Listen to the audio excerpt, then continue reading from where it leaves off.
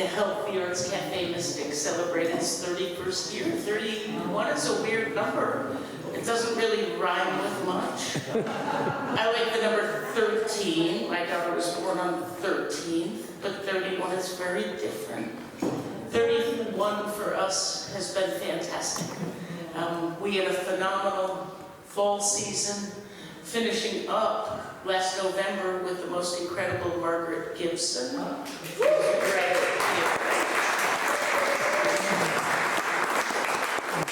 Reading from her extraordinary, new montage called Draw Me Without Boundaries. So Margaret, thank you for helping us finish our fall season on a high note. Thank you all for showing up to celebrate the start of our 31st spring.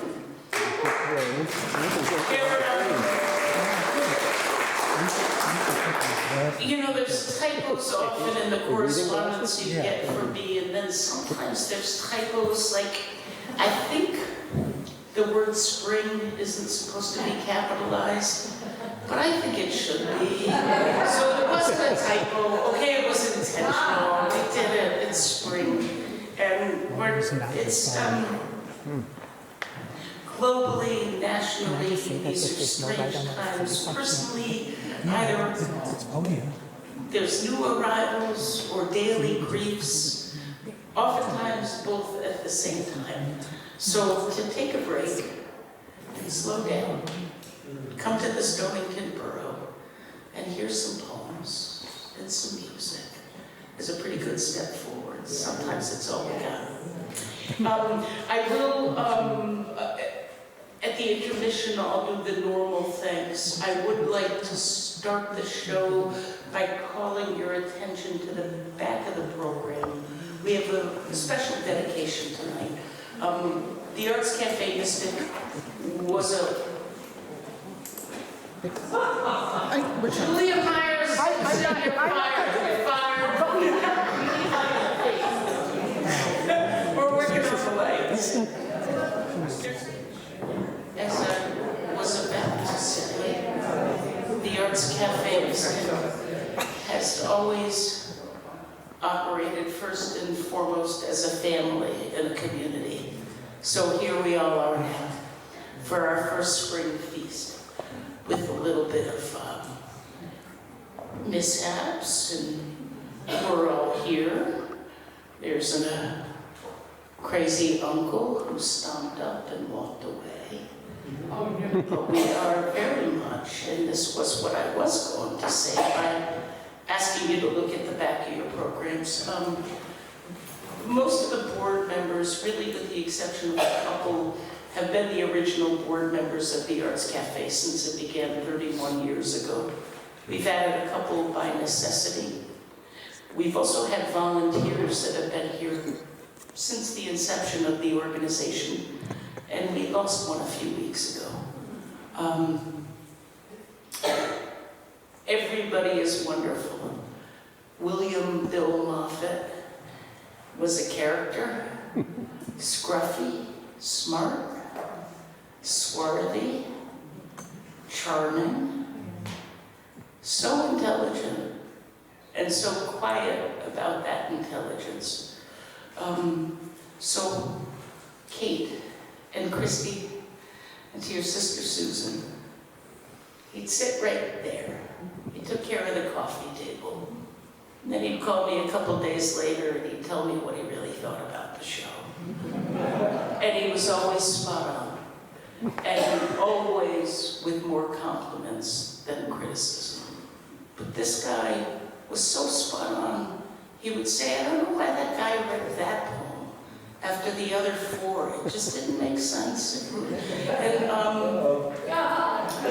so, at any rate, thank you for being here. For the folks who are coming back after a while or joining us for the first time, you're now part of our family, and I hope you'll share us in embracing the spirit of Bill Moffat and dedicating this wonderful show to him. So we're going to start with Stephen Ostrowski.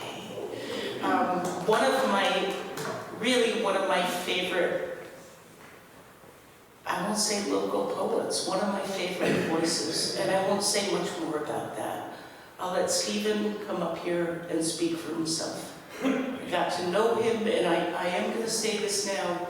We have sign-up sheets out front for our mailing list, for other mailing lists that you might not want to be a part of, but some of you might not know that every month there's a gathering of poets at the Westerly Library. They happen all over the place, but we've got a pretty strong one. It's been going on for 8, 9, 10 years. Started at my brother's failing restaurant, moved to the Savoy, and now we're at the Westerly Library. But that's where I first got introduced to Stephen's work. And because I have such a powerful female feature and powerful female musicians, I wanted a really strong male voice, and I reached out to a few people, and everybody said, we know you just had Stephen a couple of years ago, but please bring Stephen back. Many of us here in this room are familiar with his work, as many of you aren't. And it's a real honor to be able to introduce you to his voice. I haven't heard Stephen read poems since he last read here about 2 years ago. And I need it, and I hope you all enjoy it. And once again, I thank you for being here.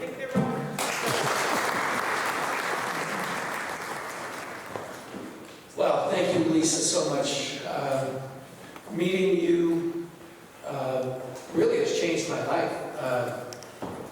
From those gatherings, and a lot of the people who gather at the library and used to gather at the Savoy have become friends, and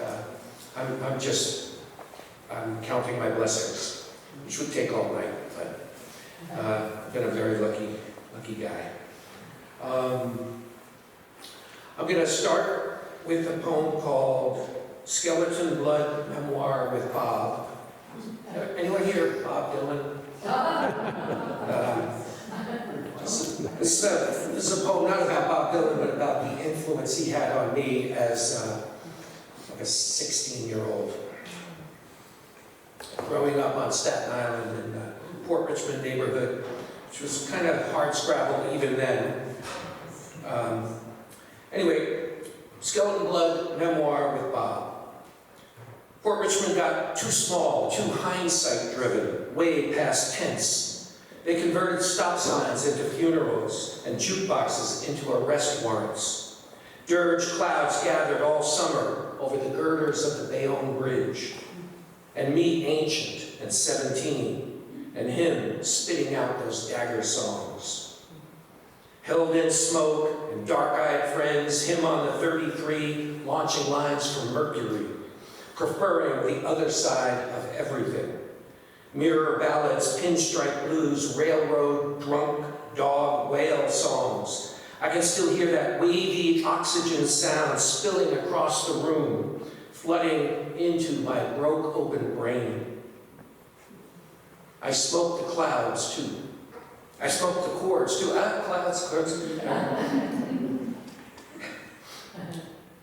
Not one of the girls in that town got him. They had assets, but not the ear for Shakespeare's orphan. Thank you for laughing, guys. If they'd have gotten him, they'd have gotten me inside out and up the wazoo. We'd have been kid-faced lovers, infamous on Richmond Avenue for our iron-singed eyes and lyric-smeared smiles. And it doesn't leave you, ever. Leaves tracks that harp in your blood. Leaves you spastic balletic, moonful in your poems, howl-round in the bedroom, a little lonely in the eye sockets, but approaching mystic. His ghost songs, even 50 years down the highway, shiver like the last hotel in the hurricane. Back then, world said, be this. I said, you. I had his records in my cells, all the curves and edges, sulfur gaze hard as Duluth. I said, your song's used up. I've got a whalebone inlaid xylophone and 10 words that rhyme with it. He didn't teach me everything. Why would I even want that? Be true to your pulse. Keep the hammer headed south. Stay amused. Polish your boots. Don't explain. Good night, and thank you for coming.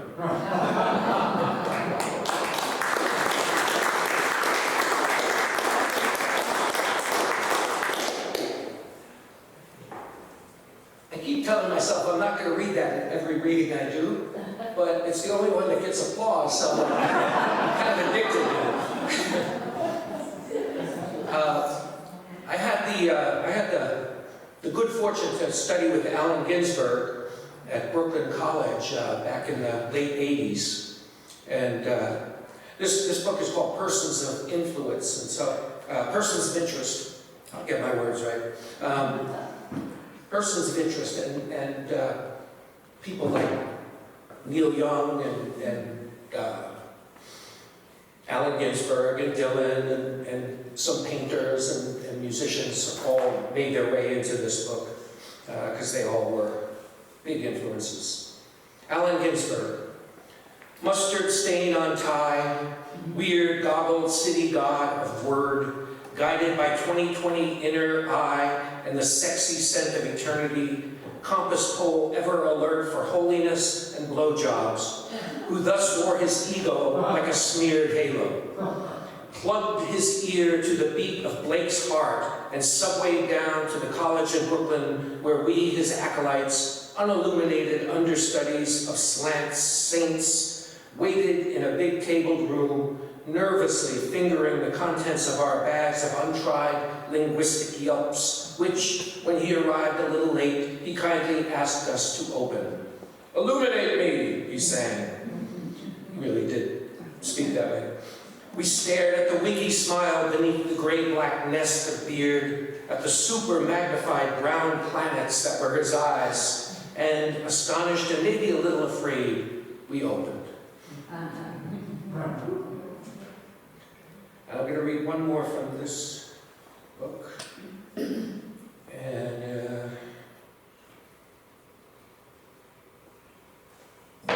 it's called Ars Poetica, which I understand to be a poem about why you became a poet. So, Ars Poetica. Because Port Richmond demanded that particular form of strangeness from every 709th kid. My luck. Otherwise, I'd be sentenced to beers and smoke with the misfits under the Bayonne Bridge, blurred and waiting for John Romino to jump into the river with a millstone chained to his breakup heart. I was there anyway. And because every aching adolescent night, Bob Dylan sang through my older brother's closed bedroom door, and I said, wait, you can even say that? And Dylan answered by saying it even stranger. And because one stuffy classroom afternoon, under the abstracted influence of naked songs and death by love, I finally wrote my risk in words, and my English teacher's head tipped after I finished reading, and her eyes waited for mine to lift, and she said, slowly, even a little sexily. Read that again, Stephen. Thank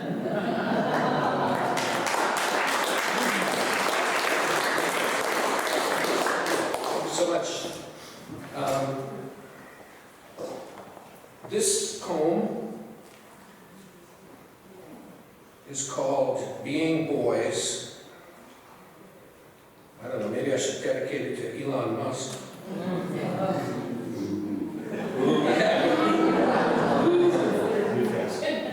Well, you'll see why.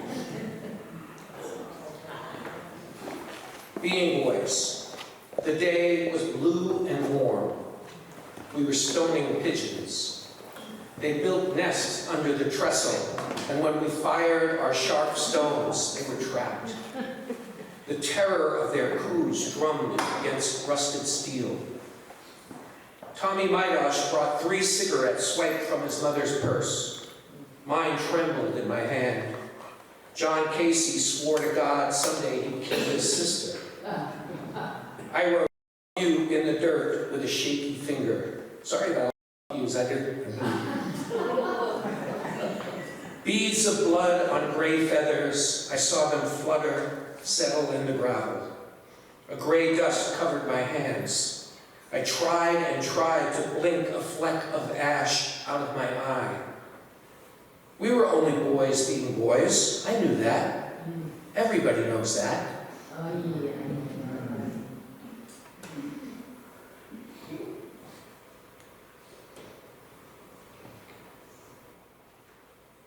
This is a prose poem.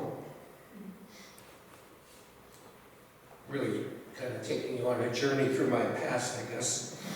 This is called In the Fields. I ragged through paths kids trampled all summer for finding mysteries.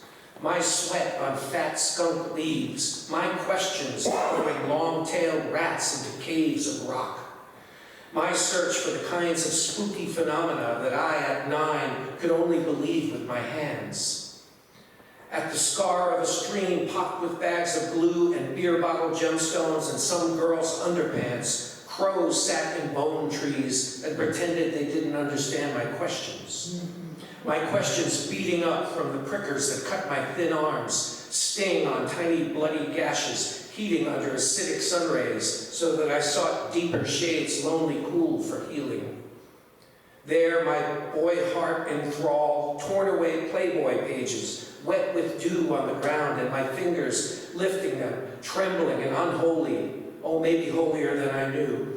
My blood prints on that quivery paper flesh, and then my mother somewhere on the front steps 10,000 light yards away, calling a name, mine, though it sounded strange in air that felt like bathwater and smelled of burn and wilt and decay.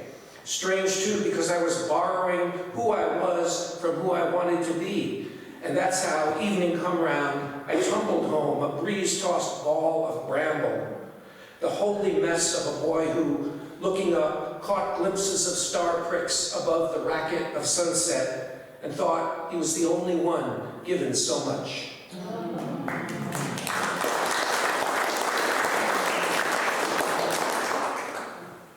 Wow, that's up 3 times, right? All right. This one is called The Aging Process. Most of you wouldn't know about that, but I do. The aging process. It's the noticing. It's the electric angles and magnetic turns the sun takes all day so your pixels can spark. It's touching your lover again, astonished for the 1,000th time, renewed like authentic shyness.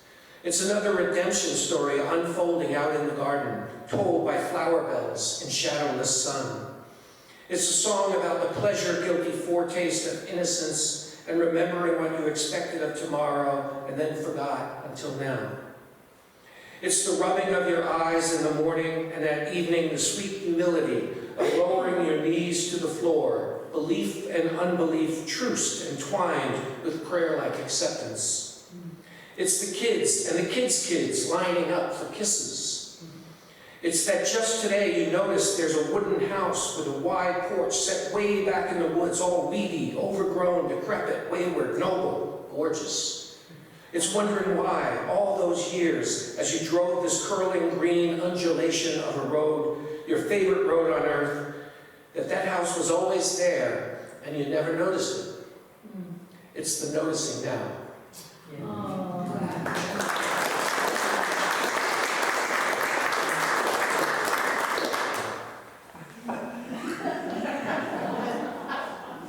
Lisa, how much do these people get drink before the show? Thank you. Oh, thank you very much. I've never read this one at a reading, and I've read a lot of the same poems these last couple of months and stuff, so I'm going to try this one. It's the title poem of this book, Life Field. The field lights up in lanes of dawning sun, illumines boulders, prickly bramble bushes, and a crumbling trestle where swirly small birds have built a nest. And a curly-haired boy, filthy with innocence, a kind of me, climbs the rotted trestle to see what else there is. Years unstill themselves like calendars made of blood and dirt, where once they filled with lovers and children, first takes and mistakes, in cities sung to by choirs of rivers and small rooms painted in question marks. And a man, a kind of me, grows strong for a time and then less so, and grows mid-afternoon sleepy after so long and so much seeing and doing again, and now and then seeing to an undoing. And now the man stands in the field, a memory field, a life field, dreaming wide awake and dreaming wide and awake through another evening's stillness as it moves away. And a silence opens between two sounds, and see how glad he is to hear it and to have been here, and gladder still to be.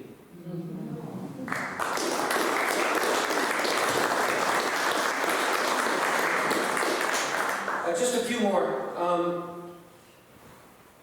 I had the great privilege, at least for me, of writing a book of poems with my son.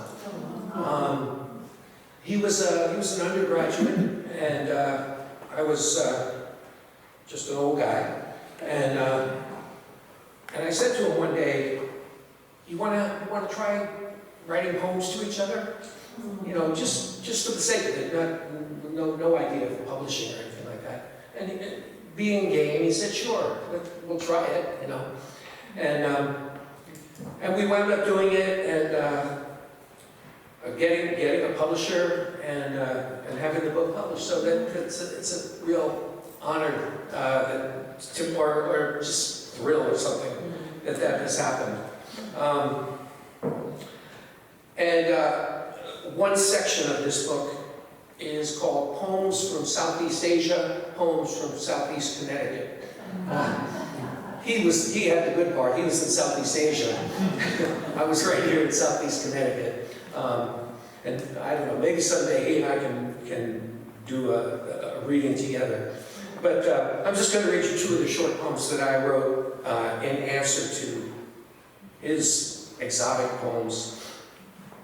This first one is called Mystic. Anyone familiar? Yeah, I mowed the feisty lawn this afternoon, listening to a book by Thich Nhat Hanh called On Letting Go. Everybody lets go of something. Eventually, everybody lets go of everything. And yet, I think about how I'll hug you when you get off the train in New Haven, changed in the ways that long foreign travel changes the traveler. How strange home becomes. A hard hug that you'll feel right into the feet. Then, contented, I'll let you go. There had been low clouds like a Buddha belly all morning, but in a single instant the yard became enlightened. Gold paint on the grass, green fire in the trees. I decided I'd take a ride up 95 to Mystic to see the art show on the streets. I asked your mother if she'd join me. She breathed a million things to do. I waited inside her eyes. She breathed out lotus scent. Okay, let's go.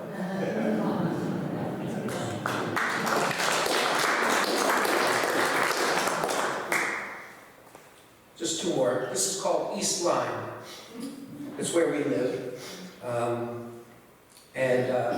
We have several children, and when they were younger, I was often a coach of their baseball teams or basketball teams and things like that.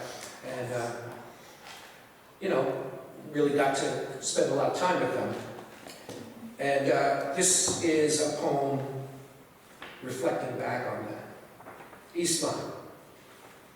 Driving home, dusk fall. Making a right gets me there quicker. I turn left.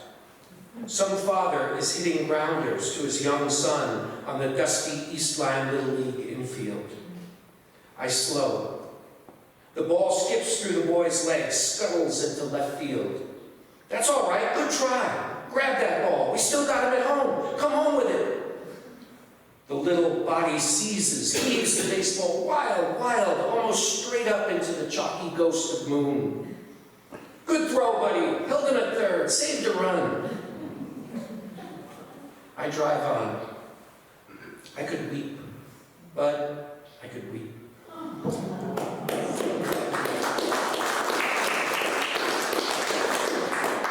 And I'm going to close with Bob Dylan's going to come back here. I'm not obsessed, right? This is, I'm working on a manuscript right now called New Dylan Album. And it's just riffs on things and somehow associating them with certain Dylan aspects. It's called Catalog of the Hours. Listen to the New Dylan album while I painted horses, 9 of them, but nothing like real horses, except the thunder, the trample, the Holy Spirit smoke of their nostrils. Drank coffee at Café Sol with John the poet, and we shook heads on the mutual mental missions we find ourselves on. Not to mention our sons and daughters and the kids of the kids, that great chain of being we wear happily around our necks during our little instant of eternity. Said to him, heard the New Dylan album? He said, can't believe that guy's still going. Tabitha, proprietress extraordinaire, good witch of Niantic, dressed like a raven, refilled our mugs with the spark plug beverage of wonder juice that she orders from heaven, sent direct. Drove home the extra long way, saw a bobcat move through yellow grass, saw a tiny old woman in overalls standing in her yard with a shovel in her hands, maybe burying a cat, but paused to stare into the sky at what might have been a cloud of words right out of scripture, except I couldn't quite tilt my head enough to read them as the road I drove on bent and descended. Anyway, I think she's in the New Dylan album, in some form of mythic disguise. Finally got home, found Susie in the lamplight, reading Shakespeare out loud to an audience of amber evening windows. I kissed her lips, and my chest lit up, and the evening fell all over the house like a gown of jewels. So we made soup, and then love. Later, like ethereal chord progressions, we slept deep, then deeper still, and one way or another, all of it's in the New Dylan album. Thank you so much.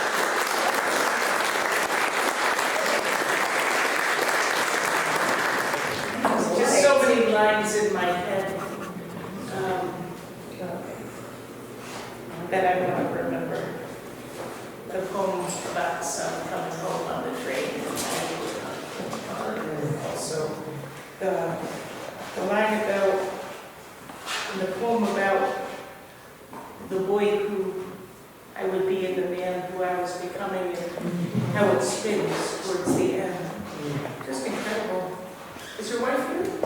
Yeah, she had to stand up.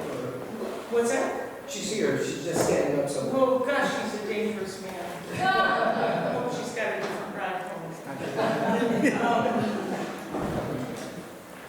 So, we now are treated to the music of Sarah Mack and Karina Melville.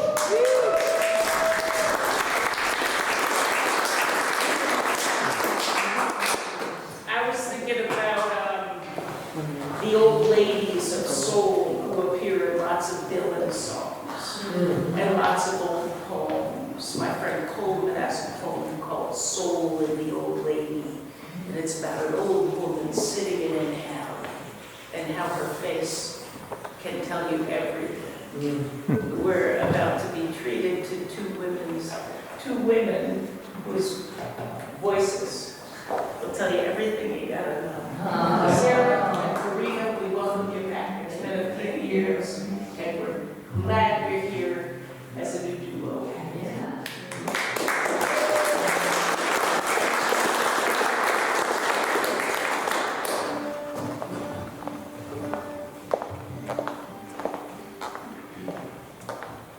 Hey everybody. Oh, wonderful. I did at least play here with you before. Yeah. Yeah. Wouldn't it be fun if we just been on the road the whole time?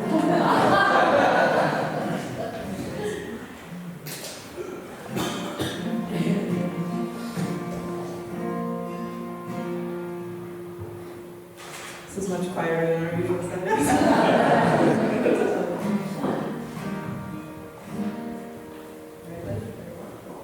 I think so.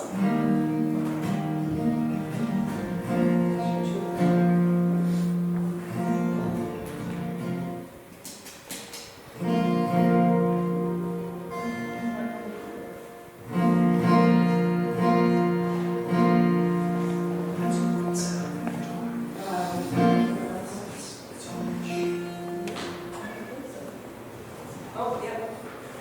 No. Sorry, hold please. It's the night of technology. There I am. Yeah. I was trying to write a happy song once.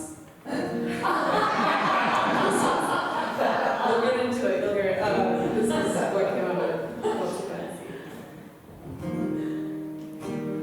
Come and sit by the sea with me.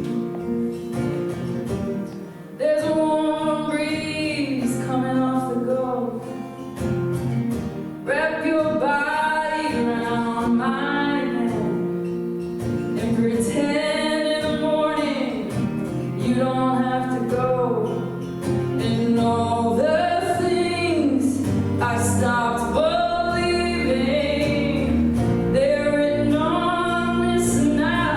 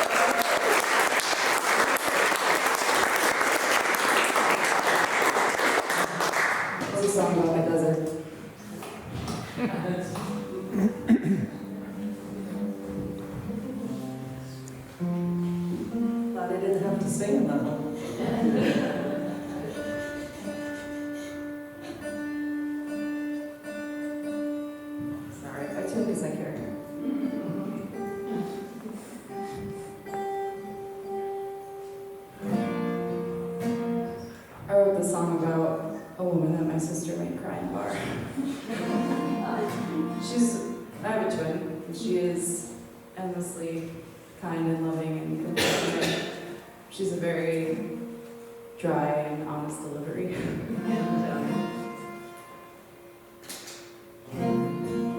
It's good to have someone in your life who will just like say the thing that needs saying all the time. But I was bartending, I'm a bartender sometimes. Like 50% for the money and 50% for the people watching. But one night I was bartending and it was storming and she was at home drowning in babies, so she came to hang out with me while I was bartending, and when we came in, crying about some rotten man, and he had just been, sorry, I don't, you're all lovely, I'm sure, but he had been, leading her on for a long time, and she eventually said, I want to think he loves me. He tells me that he loves me, and my sister from across the bar was like, he doesn't! If he loved you, you would know. And so they left. She was still crying. I bought their drinks, so I made like negative $30 that night. But I wrote this song.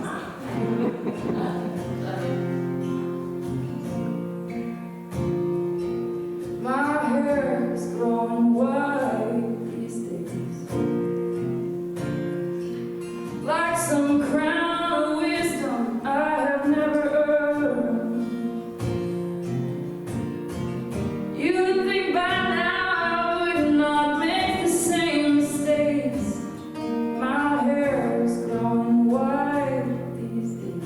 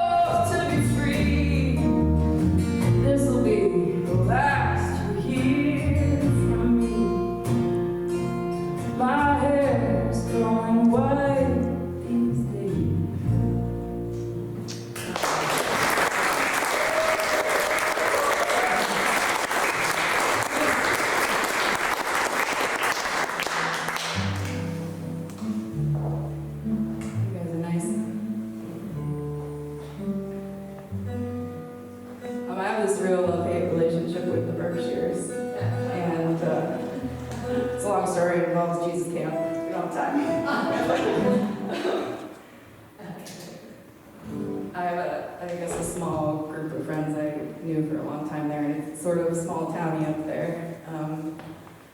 When things go haywire, they go haywire pretty publicly. But one day I was driving back, and then just like a series of horrible events had happened, and I was thinking about what it would be like to be one of the women I knew there. And I was like, I think I just have to get the hell out of here. And then I wrote this song, it's called Leading Legs.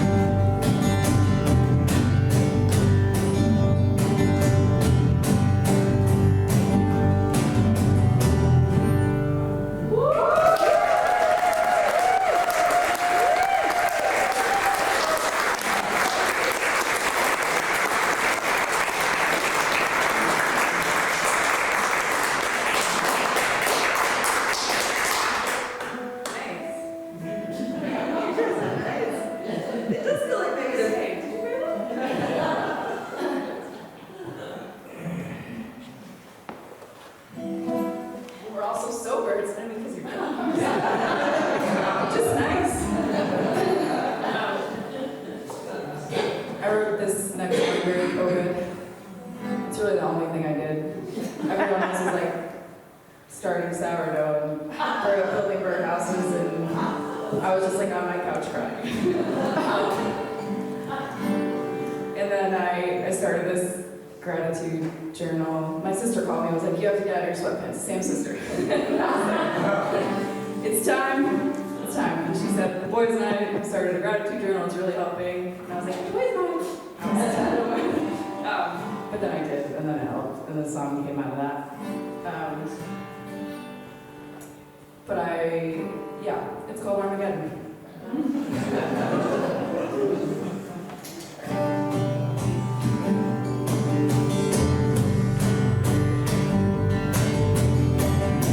I poured you some wine, come set your day down next to mine. It'll be a while, I guess, before day runs away from us again like this. It just went out on the air, they're closing down everything, everywhere.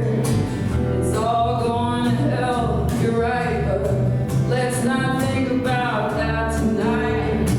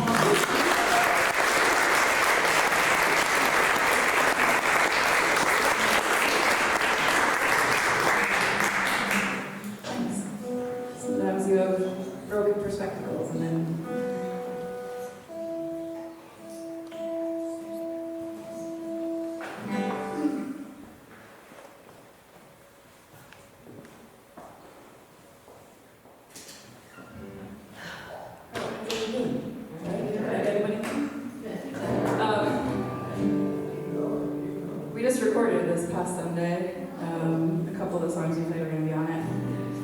So I have no CDs yet, but there's a mailing list if you want to be on it. All of the social media algorithms are garbage now, and it's hard to get notice that you sleep. It's hard to get the information that you want sometimes. So we're going old school. We're in old-fashioned email list now. This song's gonna be on the new record too. I am going to turn 40 this year, and I feel like I'm at an age where I'm starting to notice like patterns of myself. When you're young, you're like, that was young and silly to do. And now I'm like, I'm the problem. I realize I do the same thing all the time, and I'm trying to avoid being in love, which is all the time because I think it's generally a bad idea. But I just start to make lists of like what's wrong with them and what's wrong with me and why it'll never work out. I embellish them, my ads and flair. I have like 20 years of lists flying around now, so I was like, this is a lot of work. I should at least get a song out of it. And because I'm not a poet, it's called I Don't Wanna. It goes like this. You are selfish, unpredictable, and I do not want to love you. You hide when you're scared, you don't let anyone in there. I do not want to love you.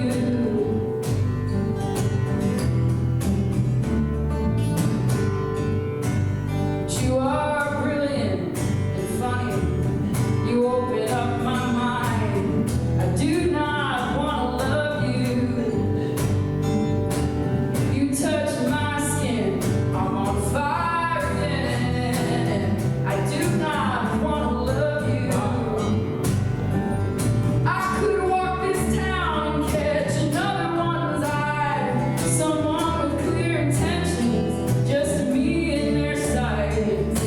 I could spend my days in a life that feels secure. Would I spend my nights wishing I was yours? God, I hope that isn't true, 'cause I do not want to love you.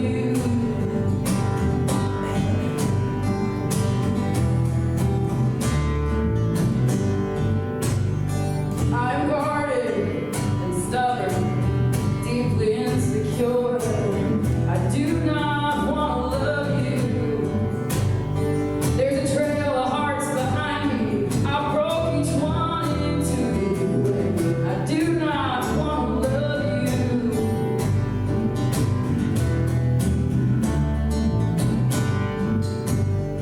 But I'm a good friend. I hold things you try to hide. I do not want to love you. I lose time dreaming about life at your side. I do not want to love you.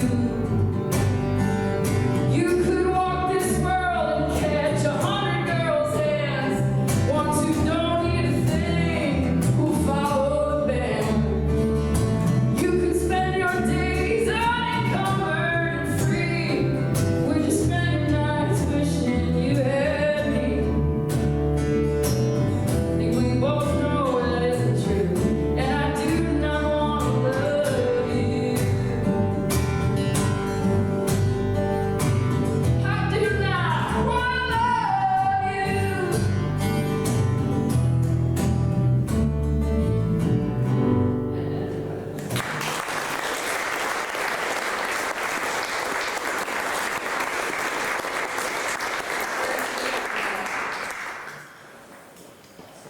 Thanks for being here, everybody.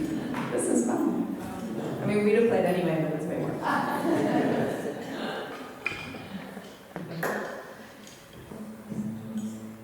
This Karina on bass.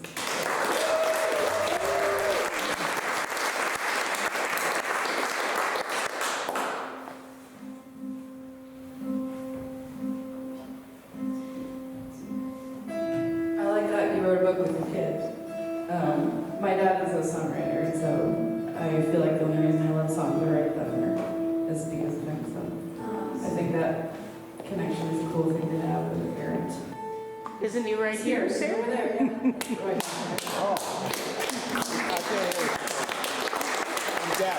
He couldn't hear you. What? He couldn't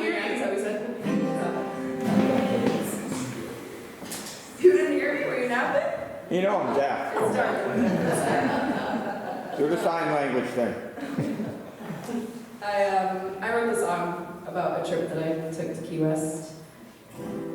At a time where, you know, I was in a dark place and some love saved me a little. It's called Road Trip.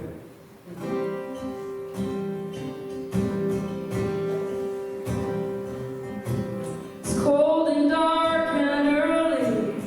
You throw me in the truck, and I'm on something nasty about how the sun's not even up. By the time that we hit Jersey, you know it's bright and burning hot, and it starts to melt the ice outside, and there's chill around my heart.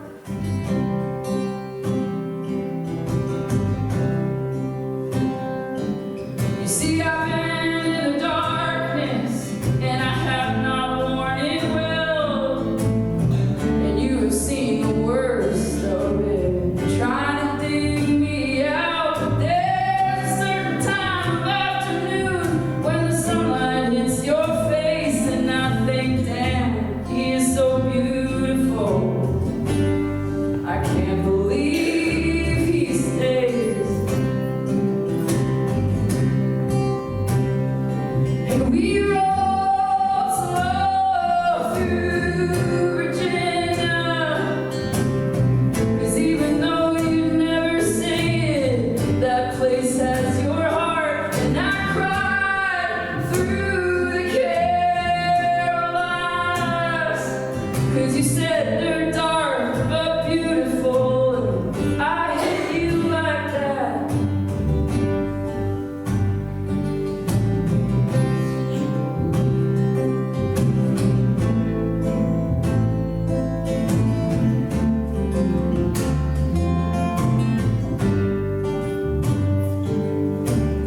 Somewhere past the Mason-Dixon, it occurs to me that you have known all along the healing that I needed, but you did not rub it in. Oh, you could have picked a fight, but you wanted me to feel your love more than you needed to be right. And we danced in Savannah, and I laughed for the first time in what felt like years. And I took that picture of you smiling by Bale Honda, 'cause you could see the light come back and burn out all my fears.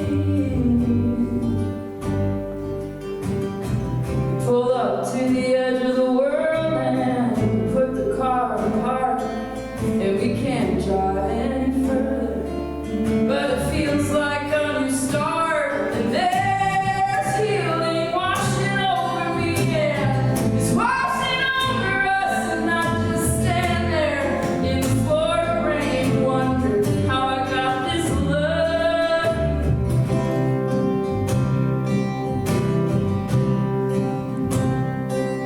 And I try to find the words to tell you what you mean to me.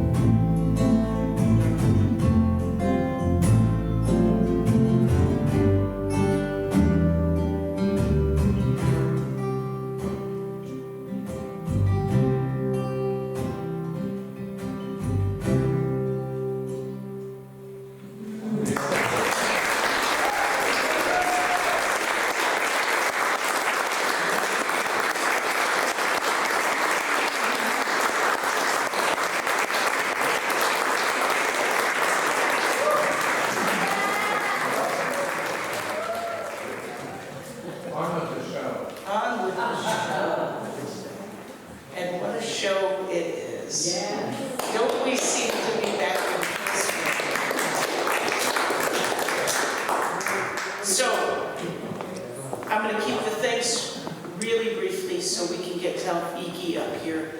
I'm not going to list my board members by name. They're in the program, and they do everything to make this happen. Another thing that is important to me, our donor list was about 10 years outdated, and I went to work on it. In particular, one of my board members who isn't here, Thea Moore, her parents have been on the donor list since their passing about 8 years ago. And she's the angriest, and I keep saying, but Thea, they were such good donors, and I want to thank them forever. And so my point here is, I got data and I revised the donor list, but it is really, really important. Our donors make this organization. They don't just help. And each one of you, by showing up tonight and buying a ticket, is a donor. So if you've made a donation and it doesn't appear on this list, this reflects the last 3 years, please let me know. Not tonight, I want to get home safely, just like all of you. But we want to be accurate, and we do want to acknowledge each and all of you. And I do want to say, writing a check at Christmas time or whenever is terrific, but by getting in your car and driving here and buying a ticket at the door, that's a huge donation to us. And as surely, hopefully, you all feel, it's so good for us, isn't it? Yes. I don't think I know. So, my huge gratitude to Stephen, Corinna, and Sarah, the volunteers, the board, even the board members in exotic locations. We thank you for everything. Talvikki Ansel is our featured voice tonight, though everyone's a feature. I'd heard about you, I read some of your poems, and then you and Joel came and visited me at the inn just before I left Block Island. And you can read Talvikki's bio. You can have coffee with Talvikki or put her up in your home and hang out with her for a couple days. And she still won't tell you much about who she is as a poet, or why she writes and how she writes. And that's really, we had coffee last week. I tried to get a little bit more out of it. Talvikki is, as a poet, a writer, is powerful and humble and quiet and sometimes overwhelming with the disparity between the two. So I'm so grateful for that visit that you made at the inn. I'm glad to know, I mean, you can read the details in the bio. In particular right now, Talvikki's spending a lot of time finally teaching full-time at URI as an undergrad and graduate professor. And I think the most important thing in her professional life right now is actually making a difference in young people's lives. Not only those who want to write, but in particular those who might be drawn towards teaching, which is, besides nursing, about one of the best things we got going. So Talvikki, thank you for joining us. Thanks again to all. One more quick thing. Sign-up sheets out front, okay? If you could leave an email for Sarah or Matt, who's developing a new email list, that would be great. If you don't receive our emails and could leave your email address, we'd appreciate it. We thank you so much, and I'm so glad you came tonight.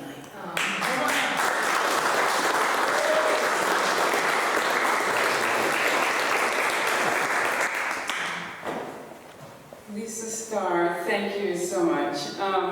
And Sarah, I'm so envious of your voices. It's just wonderful listening to you, and I wish you could just come, into my house and stay here and play music, and I could just float away on that wonderful music. And Steve, so nice to hear your poems, and it's a little tricky having to read after you because you're so such a fantastic reader, and I love that you used the word trestle. I'm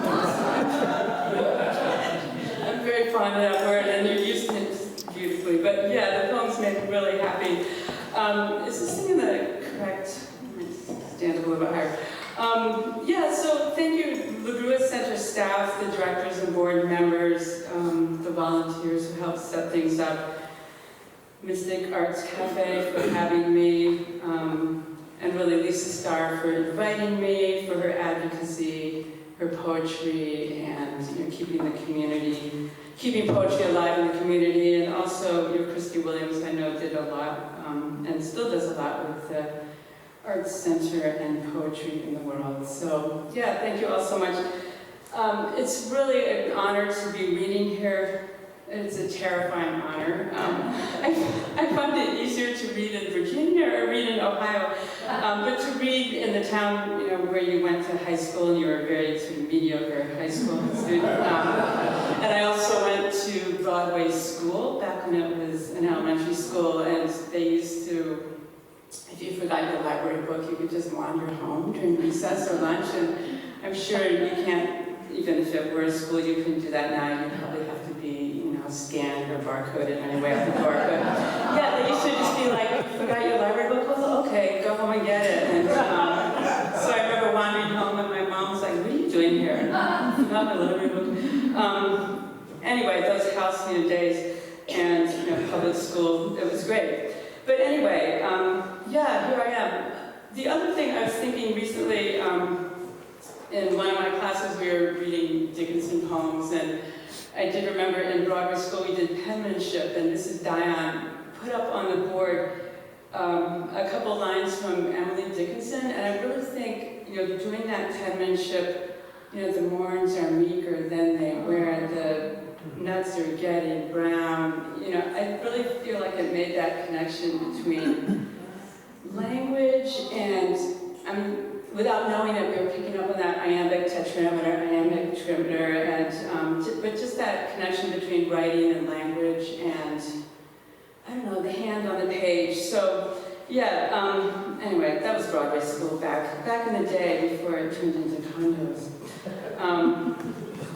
So, people are probably still writing poems there. So I'm going to read a little bit. Does anybody live there? I'm sorry. If you do, and I don't mean anything bad, but it was probably ready not to be a school anymore. Anyway, I didn't know where this is going. So I'm going to read a little bit chronologically, first from Jetty and other poems. I'm going to start with the poem. There's a little excerpt on the back of the the flyer that Lisa printed up. So that's an excerpt from the poem World, and I'll just read the whole poem. World. Olive green of pond water, tea-colored is the nude's body. Legs stroking, it floats close to the surface, lazily circles the dock's post, a fish swallowing in the shallows. Its feet once walked moss, logs, a world and name, left behind. Pinpoints of vermilion freckle its skin. It nudges under floating leaves blown down from the trees. Saturdays, the zebra-striped plane flies up from the neighboring fields. Its roar follows the tree edge. Our pork chop-shaped parcel of land turns back at the boundary. Over the woods, over the dock, narrow trails and deer paths, the dead tree where the vulture roosts. A finite number of times the engine will go up, up. The zebra in the circus ring prances round. Rises the snapping turtle's triangle face from the mud. My wishing to nudge the days larger, longer. A girl's run in the woods at dusk. Blue shorts, the hunter saw briefly as the deer's flickering of blue sky.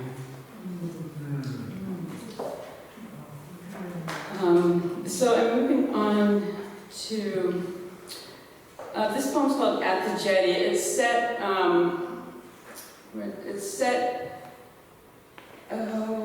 let's see, in the Azores, and then also a mention of Turkey, and it has to do with, well, it talks about shearwaters, those birds, they actually nest in burrows, and I had a chance to go to the Azores, and I was volunteering with some people who were studying the shearwaters. So they nest in burrows, but then they'll be out on the wing for days, going down to the Bay of Biscay to collect fish to come back and feed their young ones. Anyway, that's one of the references in this poem. It's called At the Jetty. Straight-winged, the shearwaters pass for hours. Dirt-colored backs turn this way, pale bellies turn back. Wingtips inches above water. Planing back and forth, north and south, they disappear in a wave's trough, hollow of water that shields the birds from sight momentarily, receptacle. Stone trough by the back door, offering up a square of water. And sometimes we disappear, years, days, spent who knows doing what. Because they are winged but live in burrows, they sense more of the air and earth than we will ever know. Province of the rabbit that tunnels to a fur-lined nest, the mole and sightless worms. Days they can find bills and brooding eyes to tunnels. Framed by the entrance, the sun passes over flat waves, headlands, coasts, and constellations appear. Dizzying star map, they glide in under when they return to the colony. Call Yelkoan, wind fighter, the souls of the condemned, the birds fly and fly the Bosphorus, past pines on cliffs, domes of Topkapi Palace, amplified calls from minarets. No one knows how far before they appear in darkness at their nest beneath the rocks. And we don't visit often enough anymore.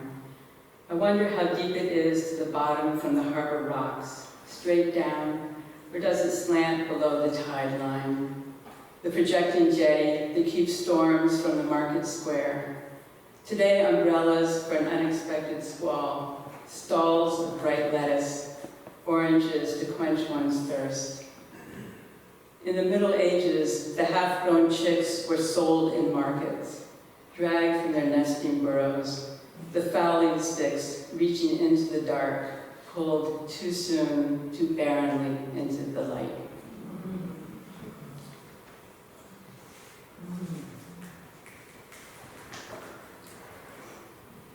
This one, some of you wonder where these poems come from. This one, I think, is sort of from dreams. The title is Male, M-A-I-L, not M-A-L-E, so male.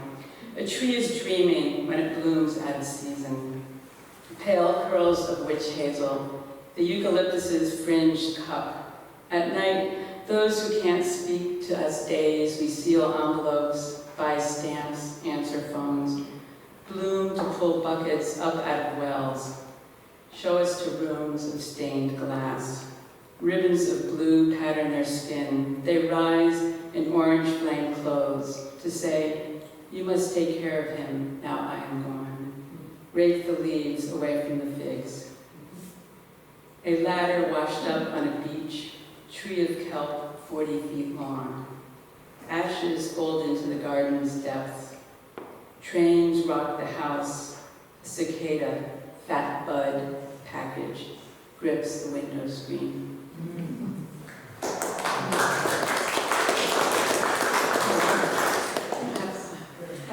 So this is some poems from Somewhere in Space.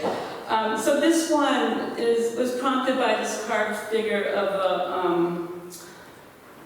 a hippopotamus I have above my desk. So I'm sitting at my desk and staring at this little wooden hippopotamus. It's called Leap Years. The hippo of patience but not complacency stares out over the frozen landscape.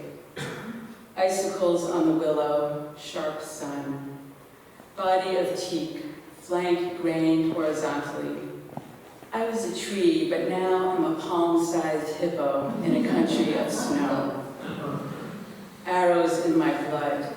My ancestors became garden furniture. A table someone, so sad, a table someone places a wet glass on to contemplate walnuts. silver nutcrackers in hand like the crocodile's jaw. My descendants, there were flowers, there were seeds, will become the decks of a boat exposed to sun and molecules of light. We'll travel to secluded coves, night, planets, the Milky Way. We'll feel the planer's touch, heels of the caulker as he tightens the planks, bare soles as someone paces and figures displacement of the hull. How much fills this space? How much empties a hollow punched into the sea? Leap years or not, the days run away from me.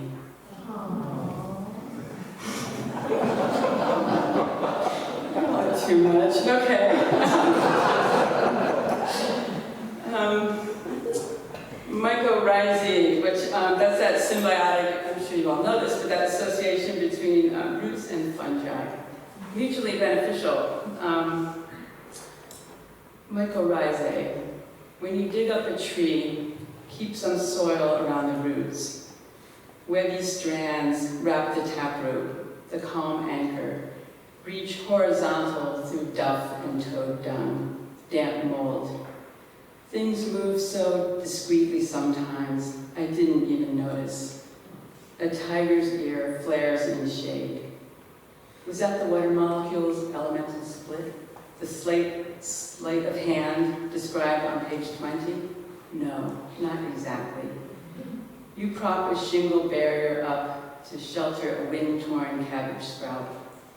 Strawberries edge the bed. An upside-down pot keeps rain from the post hole. Another adage proved, plant at the new moon, a stitch in time saves 9. If you must leave, don't go bare. Take some dirt with you.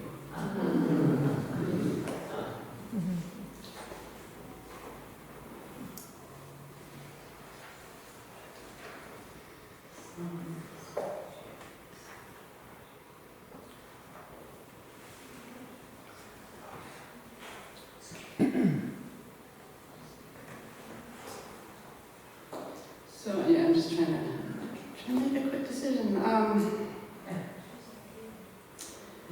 Okay, so this is it's okay. Reading book? No, we'll be here forever.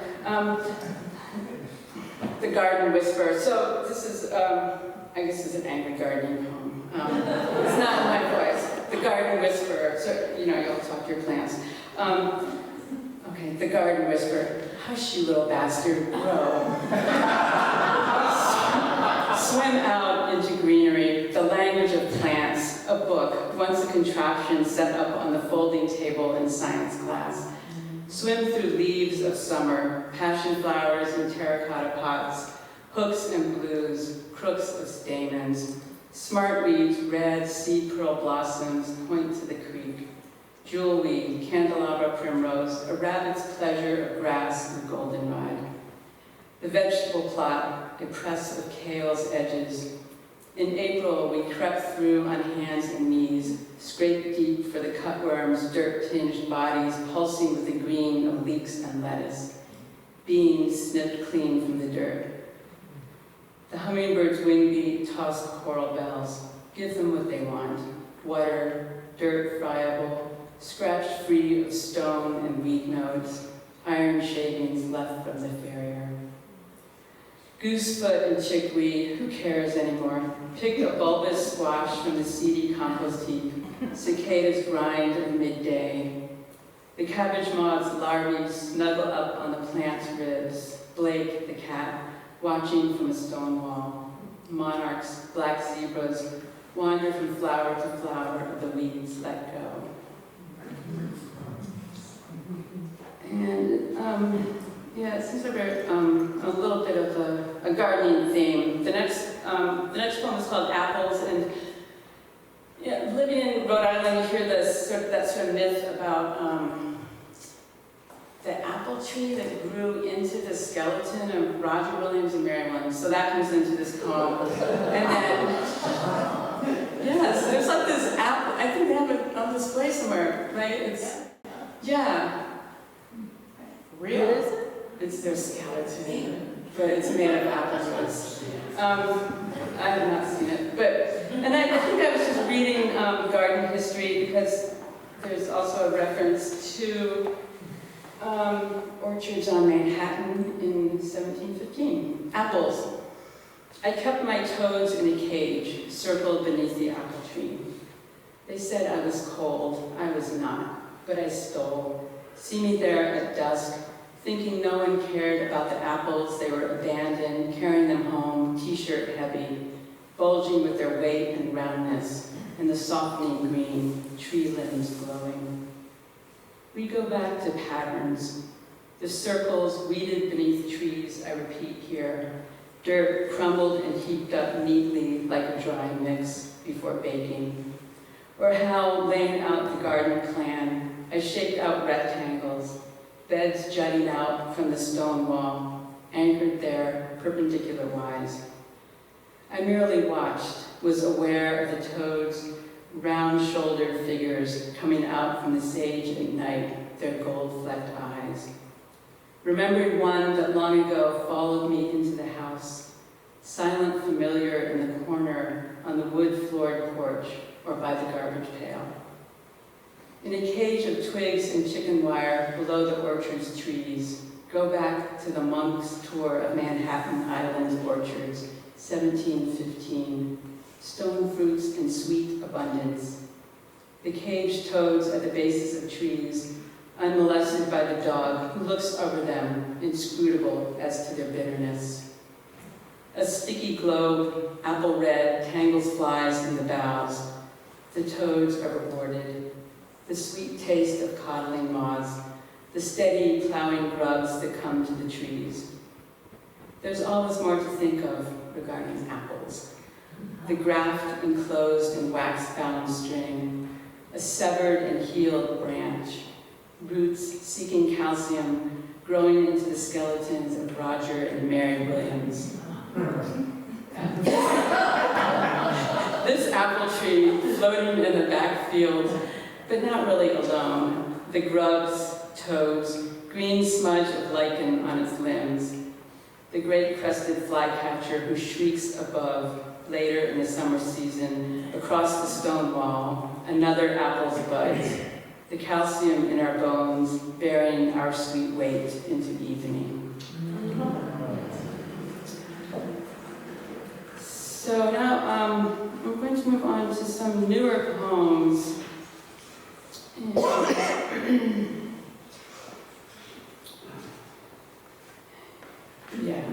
Ordinary. Goldenrod gone now, and it took its memory. Sun fallen on rich trees, their shadowy under canopy, root hair sensations of salt leaching by, the basil leaves negative space defined. How to differentiate weather, air, atmosphere. In some languages, an intensity implied. At the window, a geranium's white petals drift down to an upturned crate. Lost at the piano, the musician, head bent, walked farther and farther into the notes. No longer with the measure, orderly score, the exhaust band's metronomic click. The composer, stepping into the room, saying, "That's no longer my tune, but I like it."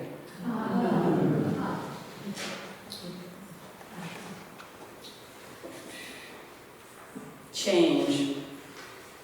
Big, blocky change sits down, heavy-hipped, bundled and wound with scarves, takes up half the bench, hip bumped against you in your rat-colored sweater. Ha, says change. Change is here.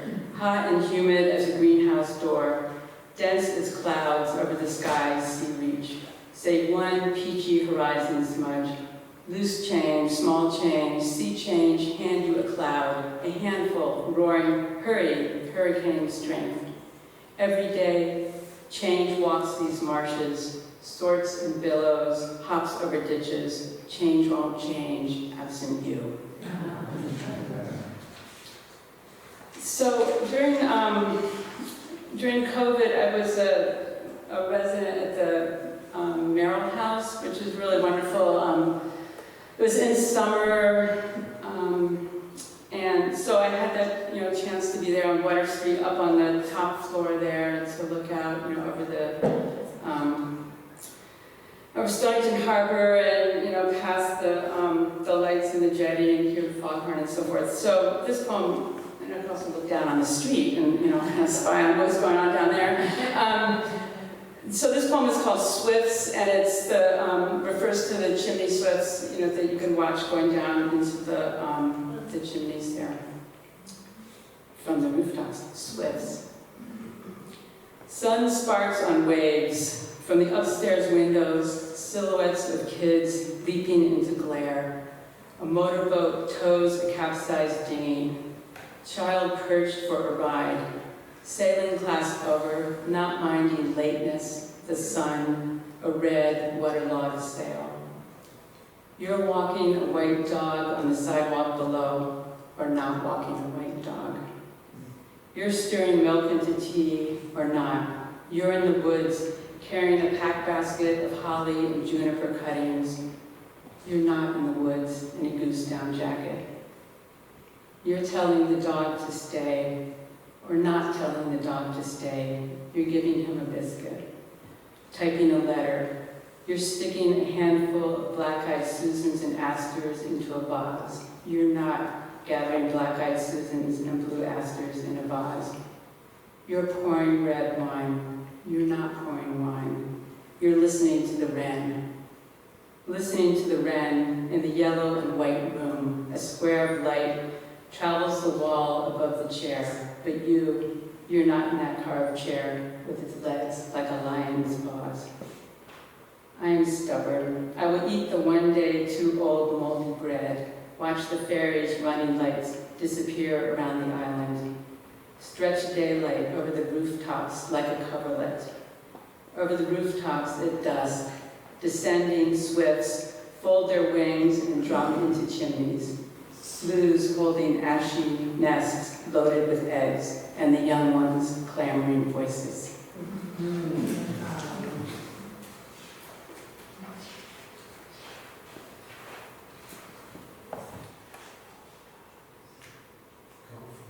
Huh?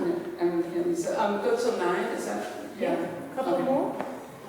So here's an old house poem for all of you who love your old houses. It's just called House. House. House of chestnut, pine, swirly glass. House of acorns embedded in the beams. Acorns at the foot of the bed. Acorns in between sheets. House I hope no one shoots the windows of. A clear hole, sweet as sin, in the glass above the sink, like a peephole into a decorated egg. Diorama of a dwelling. Looking out, eye to cold glass. Green patina of bridge rails. Pine stark wall. Crows worry frozen apples from trees. If you peer in, my mother's china, father's barometer. House footings on sedimentary rock.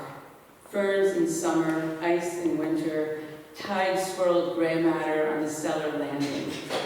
House of empty gas tanks in the yard. House like a sieve. Traffic's honks and purrs, ice rattle, apple limbs creaking. Cluster flies in window cracks.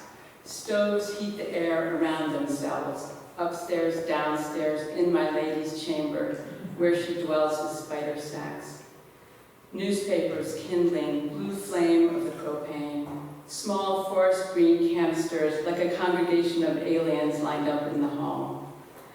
House that provides much mirth at the bank, though they hide it well. House of my dowry, bank woman in faux Chanel, who sees my criminal nature.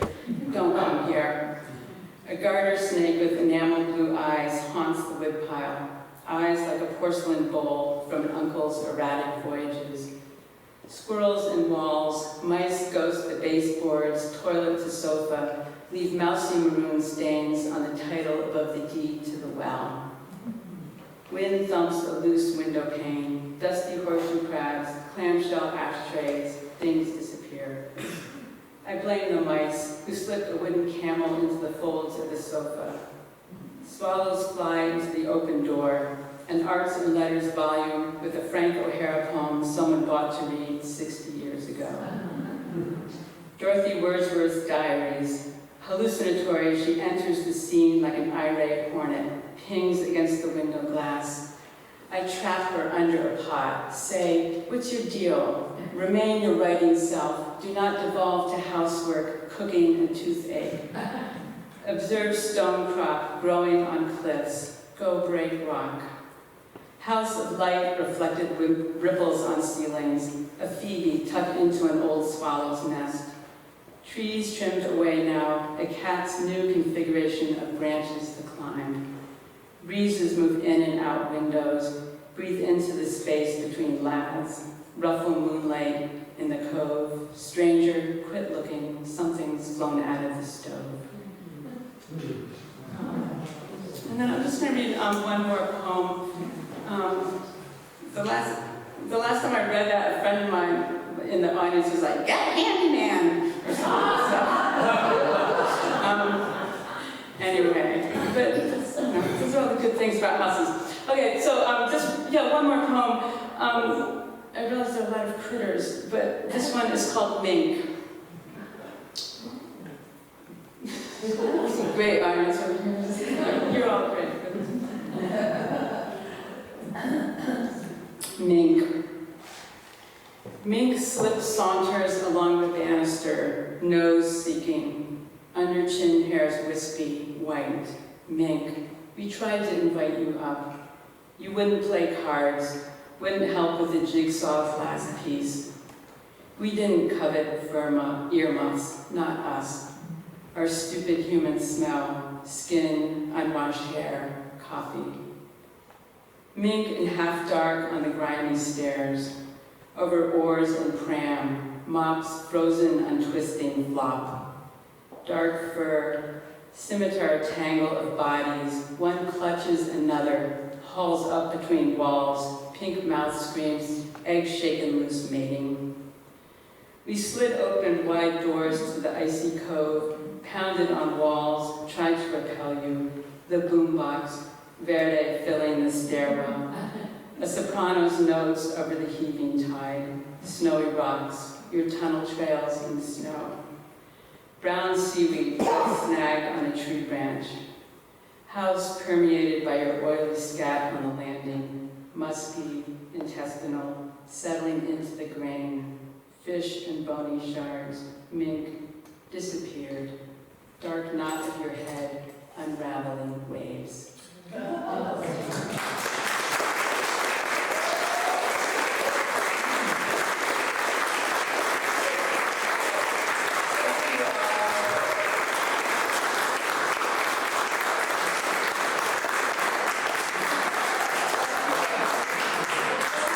you all so much. I hope you're great meeting in Southeastern Connecticut. There might be other places you can't. I told you she was terrifying. You're kind of like that mink. Just so, yeah. And now we want you forever. Thank you. Talvikki, Stephen, Karina, Sarah Mack. Couple quiet announcements. Books on the back table. We have 4 of Stephen's books, 1 of Talvikki's. It's really important, in particular for Sarah Mack and Karina, to get those email addresses so they can bolster. Where's your next gig? It's in Middletown, the Buttonwood Tree Theater. Well, what's wrong with that? Could you say that a little louder? Oh, you don't remember where it is? Okay. All right. Sign up at the back table. Thank you again. Grab a cookie for the road. Buy a book if you would. My thanks to each and all of you, in particular to my board members. No, to everybody, but the board members, for goodness sake, you do it all. So thank you. We'll be back April 25th with Taylor Molly, who we've been trying to get for about 5 years. greatest, one of the greatest voices. Taylor Molly was a middle school teacher for about 20 years, and he championed it, and he championed a voice for many people who teach English long term. We've been trying to get him for a long time, and we're thrilled that he'll be here. And then in May 30th, we have the wonderful Martina Spada with terrific opening voices and musical acts. Give us your email address if we don't have it. Get home safely. And thanks again for coming. I'm so grateful.